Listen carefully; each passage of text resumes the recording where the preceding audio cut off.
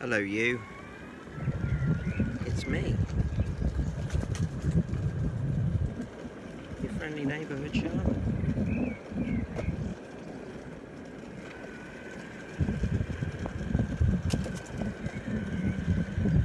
And I'm just here on Duke's Lock.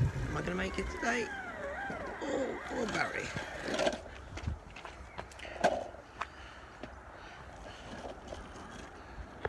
Not quite enough juice in the old tank to make it over the bridge then.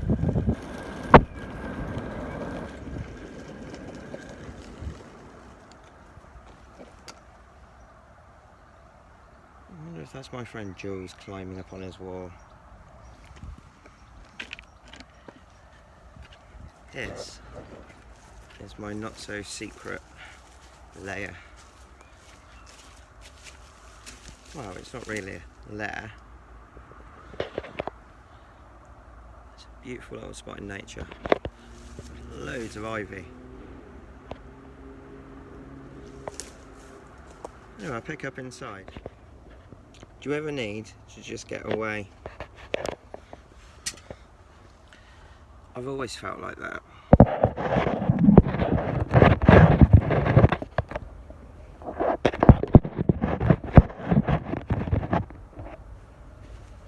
I think I finally may have done it.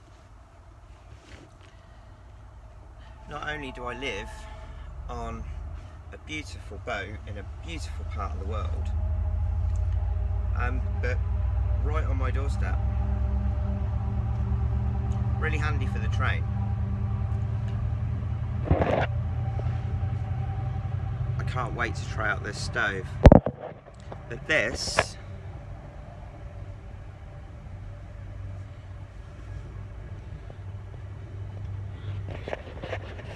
humble dwelling is my bow tent.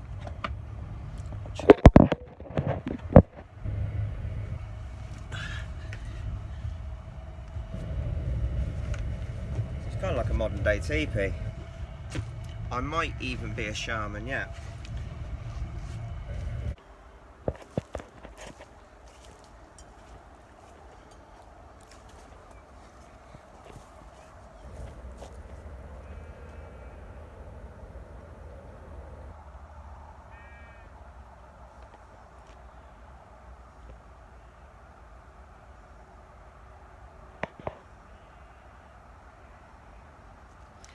I'm still getting used to filming with my phone this way around.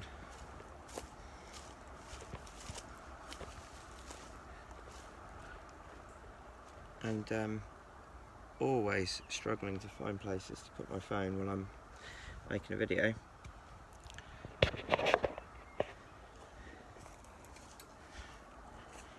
But as they say, necessity is the mother of invention. Is this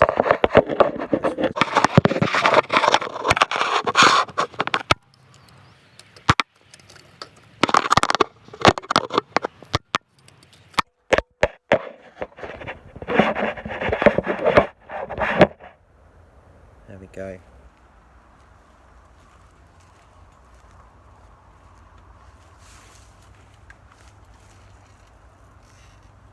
So, welcome to nature. As some of you may have seen,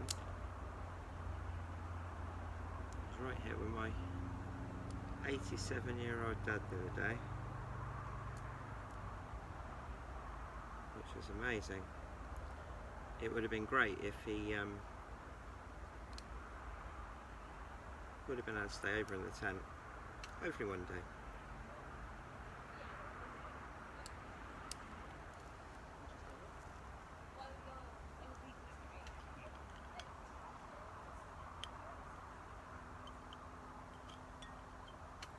Oh God, that's not even a bottle opener.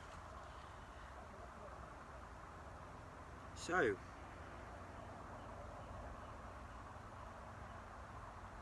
I just wanted to talk about getting away and coming to nature and dwelling in nature and appreciating nature. Aha. Oh my god.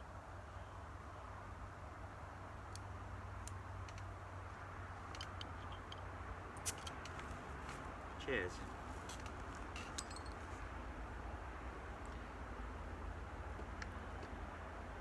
But I was more or less forced into it. It was 2012, and the whole end of the world thing never happened in that December. And then I ended up living in a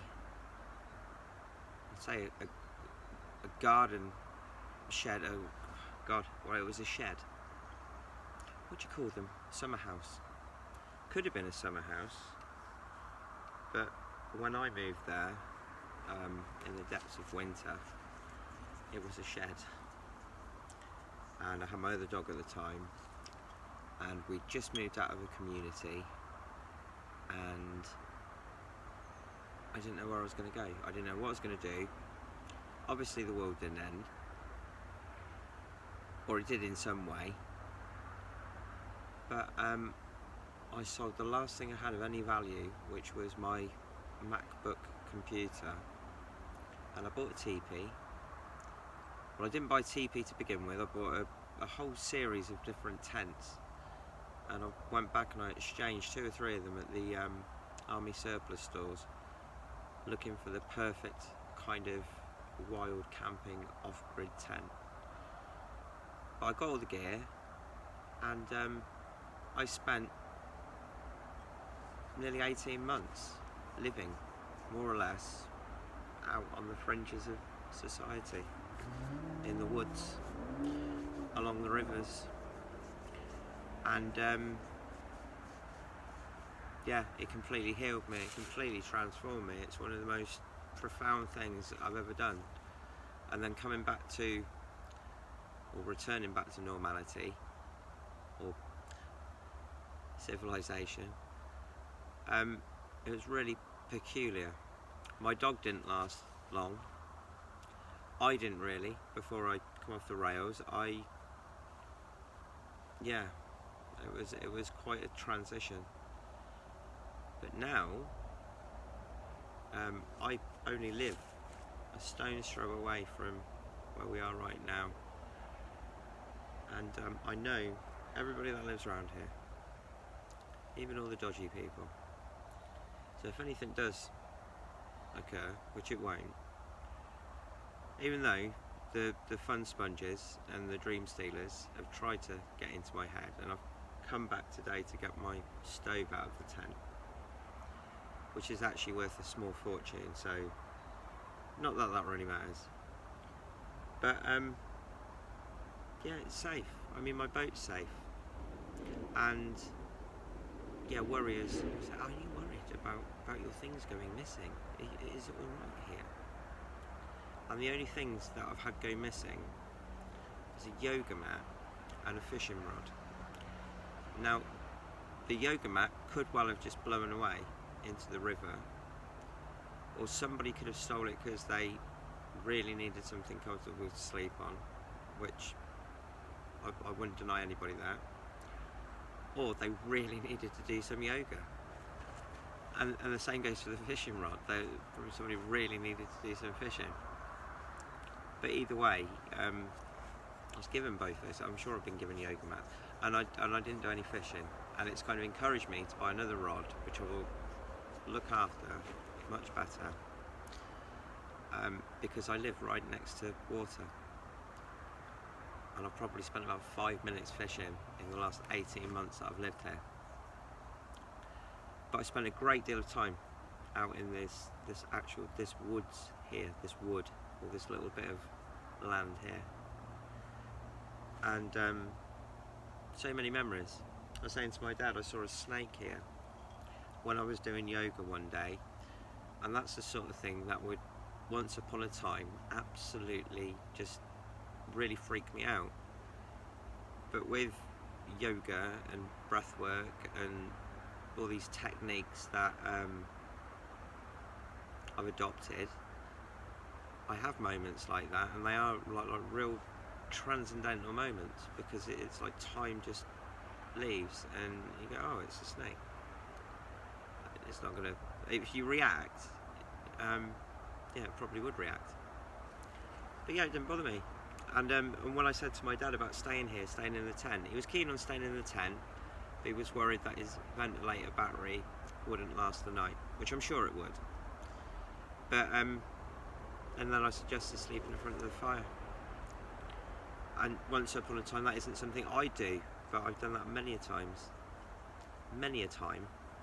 in this very little part of this wood. I was in ceremony here. I've been here for full moons and new moons, and all sorts of healing things here. There's also been minor celebrities here that took part in a ceremony, did some healing work, and I just held male space.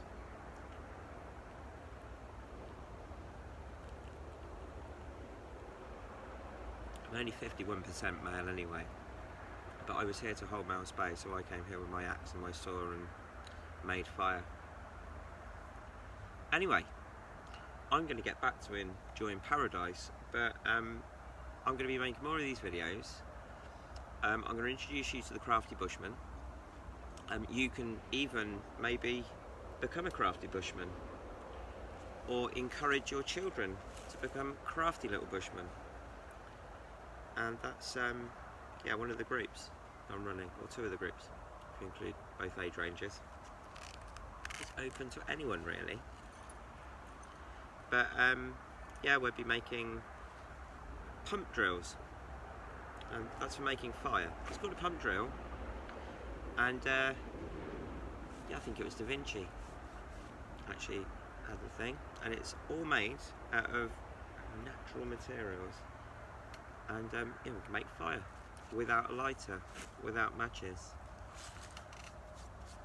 Right, I'm getting driven crazy by the mosquitoes, so I think I'm going to light a bit of a fire, finish my beer, get back to see my dad. He's got an appointment with his consultant at the hospital tomorrow, but he's doing really well since he's been on his assisted ventilation,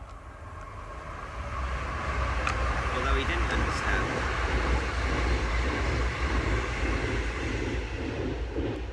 Actually sitting amongst all these trees is incredible for your respiratory system, and sleeping next to the earth is amazing. But maybe you can come here, maybe you can come and check the place out, come and do a bit of crafty bushcraft. Till next time, take care.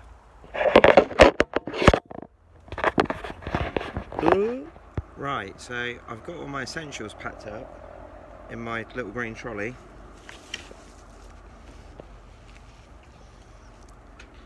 And I'll tow this back my electric skateboard, and I would film it, but obviously I can't film and tow and control an electric skateboard. I might put the phone in the trolley somewhere so you can kind of see it happening. But anyway, really nice of you guys to join me. Like I say, you're more than welcome to join me in person. We are going to be doing ceremony. I am going to be doing some like hoppy ear candling and reflexology and Reiki and all sorts of weird and wonderful and magical things in this space. You won't find any of that on the internet, but if you get in touch with me via the internet, I can send you some links and some information. Otherwise, you guys have a really nice freedom now that you have your freedom back. If you'd like a little bit more, get in touch with me and I'll arrange that for you. Much love.